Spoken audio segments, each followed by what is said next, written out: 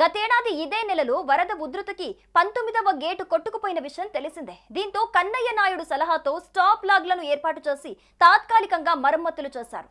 Tungabhadra ఆనకట్టలోని 19 number గేటుకు ఇటీవల మరమ్మతులు నిర్వహించారు. అయితే ఈ గేట్ గతేడాది ఆగస్టు 10న కొట్టుకుపోయింది. దీంతో అప్పటి నుండి తాత్కాలిక స్టాప్ లాగ్ గేట్ను ఏర్పాటు చేసి పనులు నిర్వహిస్తున్నారు. అయితే ఇప్పుడు ఇది లీక్ కావటం తీవ్ర ఆందోళనకు గురి చేస్తోంది. గడగ సమీపంలోని అడవి సోమాపుర వద్ద గల ఈ 19వ నంబర్ గేట్ స్థానంలో 49 టన్నుల కొత్త స్టీల్ గేట్ను తయారు చేసి 2025 జూన్ చివర్లో ఆ ప్రదేశానికి తీసుకొచ్చారు.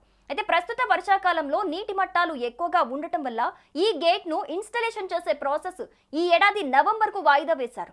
ఇంతలో మరో 6 క్రెస్ట్ గేట్లు వాటి నిర్మాణ బలాన్ని 90% వరకు కోల్పోయాయి. ఈ 33 గేట్లలో 18 గేట్లను ఎమర్జెన్సీగా రీప్లేస్ చేయాల్సిన అవసరం ఏర్పడింది. అధికారులు వచ్చే ఏడాది జూన్ నాటికి అన్ని గేట్ల నిర్మాణ మరమ్మత్తు పనులను పూర్తి చేయాలని నిర్ణయించారు.